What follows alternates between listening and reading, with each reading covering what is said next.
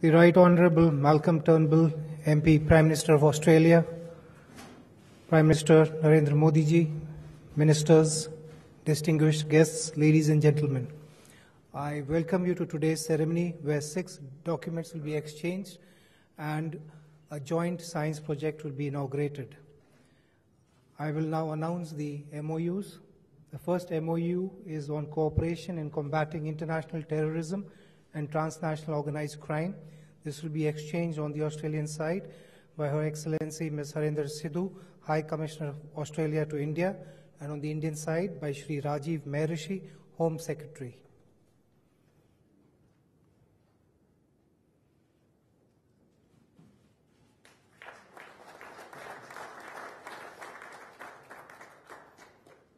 Next, MOU for promotion and development of cooperation in civil aviation security to be exchanged on the Australian side by Her Excellency Ms. Harinder Sidhu, High Commissioner, and on the Indian side by Srimati Preeti Saran, Secretary, East, Ministry of External Affairs.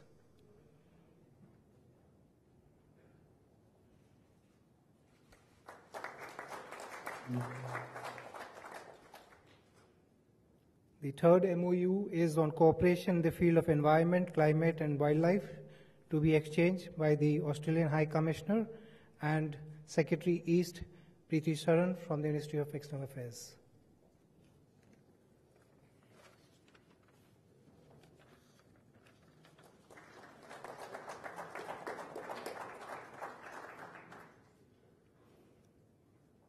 The fourth MOU is on cooperation in sports to be exchanged by Ms. Kate Palmer, CEO, Sports Commission of Australia, and Dr. Ajay Gondane, High Commissioner of India to Australia.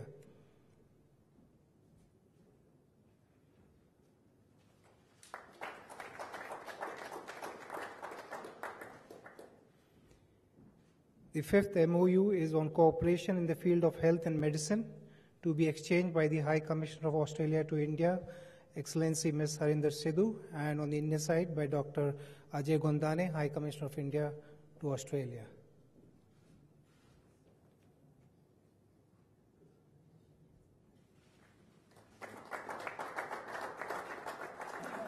The sixth MOU will also be exchanged by the same dignitaries. This is implementation arrangement between ISRO and Geoscience Australia on cooperation in Earth observation and satellite navigation.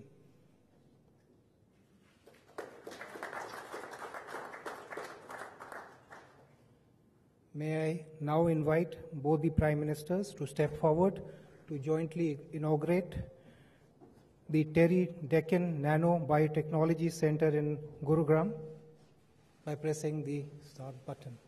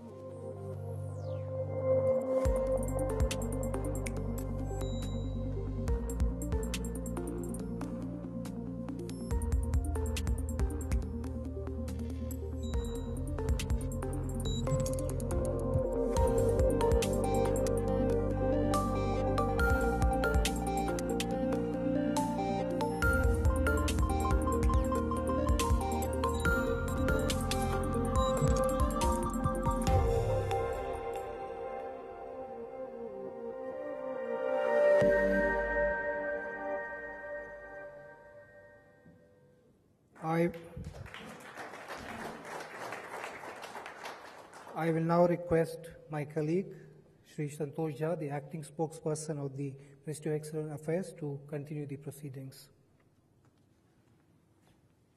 Thank you.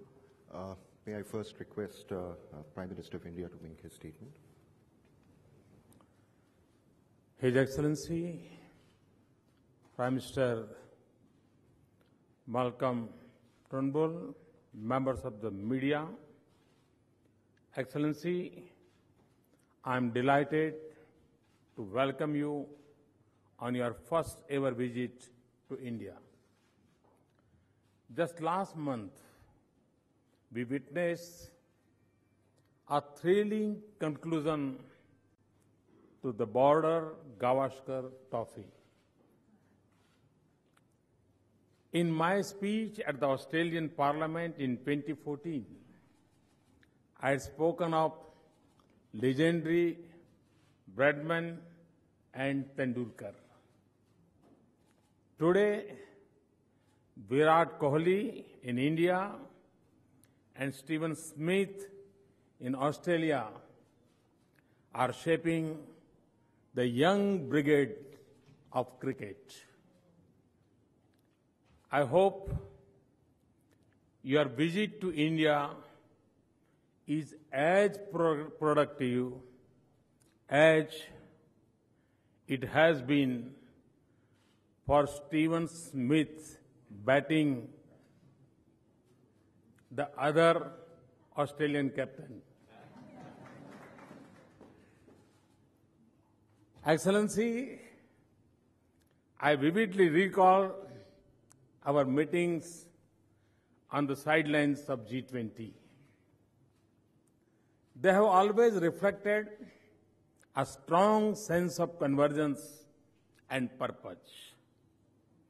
I particularly appreciate your active interest in advancing the substance of our engagement. The journey of our cooperation is firmly on course. Under your leadership, our relationship has touched new milestones, and your visit gives us an opportunity to shape new priorities in our strategic partnership. Excellency, the waters of the Indian Ocean remind us of our linked histories. They are also a pointer to our connected destinies. The values and principles of democracy and rule of law are common to both our nations. Today, the vast scope of opportunities in our ties is defined by a strong desire for economic prosperity by 1.25 billion people of India and Australia's capacity in strengths. Friends, in our discussions today, Prime Minister and I reviewed the entire gamut of bilateral relations. We took a number of forward-looking decisions to further strengthen our partnership, including the decision to soon hold the next round of negotiations on our comprehensive economic cooperation agreement. In a lighter vein, I am of course glad that our decisions are not subject to the DRS review system.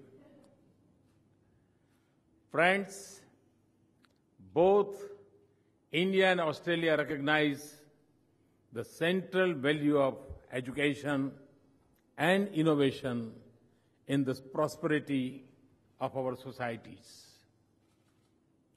It is no surprise, therefore, that cooperation in the field of education and research is one of the most important aspects of our engagement.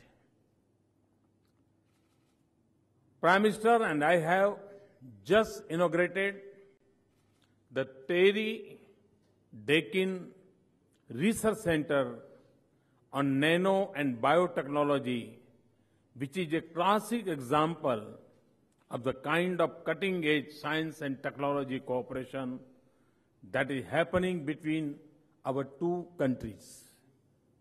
The Australia-India Research Fund of nearly $100 million has focused on collaborative research projects in the areas such as nanotechnology, smart cities, infrastructure, agriculture, and disease control. Our joint development of bananas fortified with vitamin A has entered the phase of field trials. Our scientists are also collaborating on developing more nutritious and hardy varieties of pulses. These are just two examples of our outstanding science cooperation, firmly rooted in tangible outcomes that will improve the lives of millions, including our farmers. I also extend a warm welcome to the large delegation of Vice Chancellors and heads of vocational training institutions that is accompanied by Prime Minister. A number of institution-to-institution tie-ups have been concluding during this visit. Student exchanges are an important element of bilateral education cooperation. Australia is home to more than 60,000 Indian students. Increasing number of Australian students are coming to study in India. Responding to the aspirations of India's youth, building world-class institutions in India is the objective of my government. Prime Minister and I discussed ways by which Australian universities could connect and contribute to this goal. Friends, Prime Minister and I share a conviction that our economic growth and prosperity must be gentle on the environment. We are happy that our dialogue and cooperation in the other forms of energy, including renewable energy, is on the upswing. I would also like to thank Prime Minister for Australia's decision to join the International Solar Alliance. And with the passing of legislation in the Australian Parliament, with bipartisan support, Australia is now ready to export uranium to India. Friends, Prime Minister and I recognize that our future is deeply tied to peace and stability in the Indo-Pacific. We therefore agree on the need for a secure and rule-based Indo-Pacific. We are also aware that in this globalized world, challenges like terrorism and cybersecurity extend beyond the boundaries of our region and therefore require global strategy and solution indeed. Prime Minister's understanding and insight into regional and global issues brings a new dimension to our cooperation on matters that concern us both. Our cooperation in the areas of defense and security has reached new heights. Our maritime exercise and exchanges have been productive. Our bilateral mechanisms on counter-terrorism and transnational crimes are functioning well. I am particularly pleased that we have been able to conclude an MOU on security cooperation during this visit.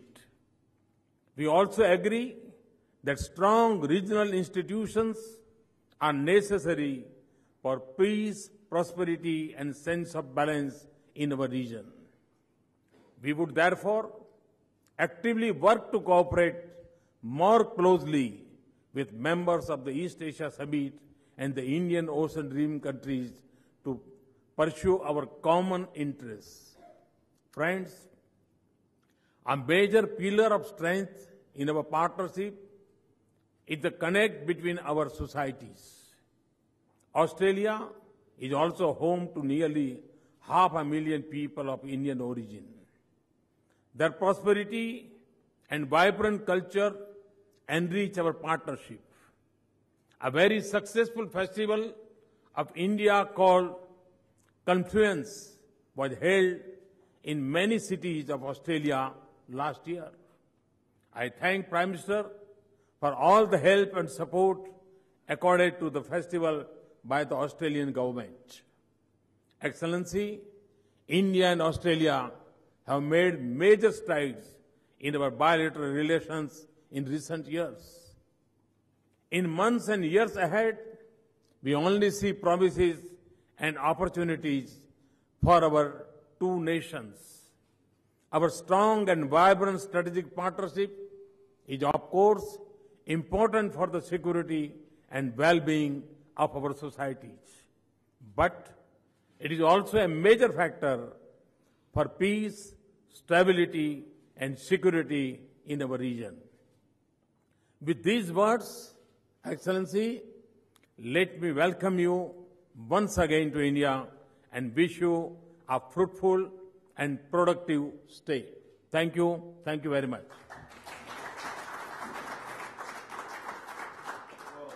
Thank you. Your welcome, your hospitality is as warm as it is magnificent. We're very honoured to be here at your invitation. As you said, our two nations have so much in common. Cricket, of course, but we have a commitment to democracy and the rule of law. And you lead, sir, the largest democracy in the world. Indian historians have often described that India was an improbable democracy, but it is the world's largest. The success you have achieved is the wonder of the world.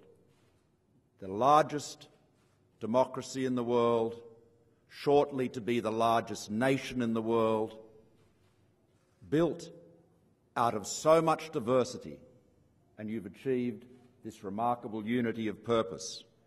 And defying again sceptics, you've delivered a growth rate that is equally the wonder of the world, recognising that opening markets, deregulation, enabling businesses and individuals to pursue their own dreams, their own freedom, is the way to deliver the prosperity upon which all depends.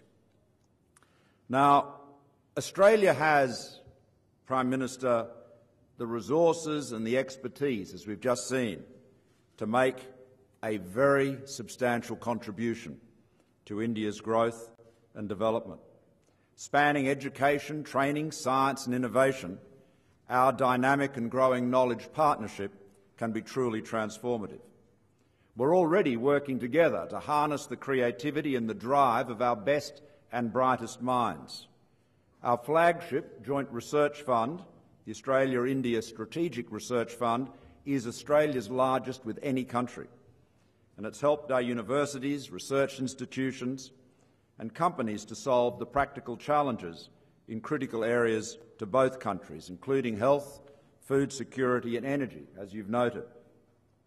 The Deakin Terry Nanobiotechnology Research Centre, which we just inaugurated, and I might say, Prime Minister, having been involved in the technology business in the past, I always approach any live demonstration with great anxiety.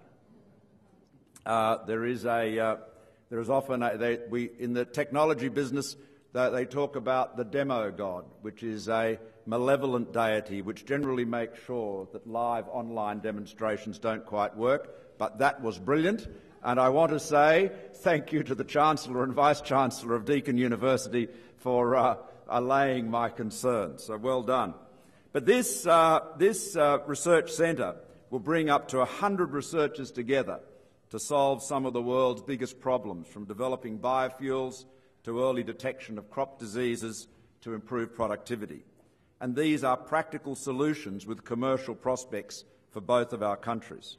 And likewise, there's the potential to work with your government, Prime Minister, as you pursue your ambition to train 400 million Indians over the next few years. Our world-class skills training system, including Train the Trainer courses, which are already piloted in 5 Indian cities, can help India build scale quickly and open up opportunities for Australian training providers. As you noted, more than 60,000 Indian students studied in our institutions in 2016, and I'm committed. We had a very fruitful discussion about this, and Prime Minister, you gave me a lot of great advice. You have made education and higher education such a passion from your time in Gujarat to now as Prime Minister of India. It was very, very helpful, and we will continue to ensure that we provide outstanding opportunities for Indian students, and also that Australian students learn more about India by visiting and studying here, including through the scholarships and grants supported by my government's new Colombo plan.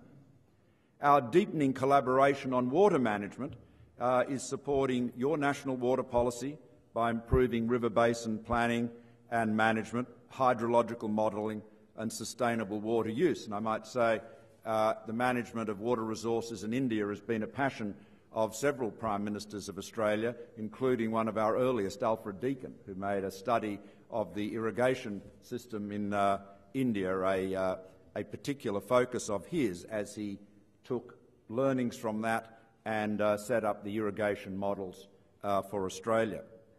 Our know-how and resources are already partnering with India's 24/7 Power for All, Smart Cities and Make in India programs, but there's room for further growth. We've worked closely with India to meet our respective requirements for the provision of fuel for India's civil nuclear program, and we look forward to the first export of Australian uranium to India as soon as possible. Now, Prime Minister, you recognise that all Indians need access to reliable and affordable energy. And like us, you share a technology-agnostic, all-of-the-above approach. Pragmatic. That's exactly how we focus on the issue. So we're pleased to be providing increasing quantities of high-quality coal for steel making and increasingly for power generation with advanced supercritical technology. Like Australia, India is planning to increase its pumped hydro storage capacity, and we look forward to sharing expertise in that vitally important part of the 21st century energy system. And India, like Australia and many other countries, is also advancing solar energy. Indeed, we believe that by next year, about 60% of the world's solar cells will use technology developed by Australian researchers. Solar energy offers lower-cost distributed energy, which is of particular importance in the developing world. So I want to congratulate you, Prime Minister, for your global leadership in establishing the International Solar Alliance, and I'm very happy to announce that we will join that alliance. Now, our trading relationship is delivering significant benefits to our respective nations. Last year, two-way trade in goods and services was nearly $20 billion, more than double what it was a decade ago. But given the complementarities of our two economies, this is a fraction of the level it could and should be. Now, we're working with India to secure timely conclusion of a quality regional comprehensive economic partnership, the RCEP, which would provide a significant boost to regional confidence. We had a very good discussion about the CECA, the Comprehensive Economic Cooperation Agreement between India and Australia. And I think it's fair to say that we feel that progress has not been as fast as either of us would like it to be. And so, as you said, we have we will ask our chief negotiators to schedule an early meeting to get the process moving. We'll ask them to tabulate the areas of ambition where each side is seeking access, so that we can see where and to what extent the parties, the negotiators, are apart, and they will report back to us as soon as possible so that we can keep the focus on delivering the CECA and identifying the areas where more work needs to be done. But in the meantime, the wheels of industry go on, and we're working to identify tangible commercial opportunities to strengthen two-way trade and investment, and this will be a particular focus of my visit to Mumbai later this week. Finally, as you noted, sir, our work together in the strategic and security spheres continues to gain momentum through regular engagement across all three armed services and high-level talks with our defence ministers and officials. As Indo-Pacific democracies committed to the rules-based international order, we share interests on a broad range of regional and global security issues. Building on the 2014 Framework for Security Cooperation, I hope that our new MOU on combating transnational organised crime, including international terrorism, will continue to strengthen this strategic partnership. It will facilitate closer collaboration on counter-terrorism, cybersecurity, people smuggling and human trafficking, money laundering and attacks on critical infrastructure. In addition, as you noted, we're working more closely together with our friends and partners in the region, including through the East Asia Summit and the Indian Ocean Rim Association. So, in conclusion, thank you, Prime Minister Modi, for your personal commitment to helping us realise the full potential of the Australia-India partnership. With our shared commitment and the passion, the ingenuity, the determination of our two nations, I have no doubt that our partnership will go from strength to strength.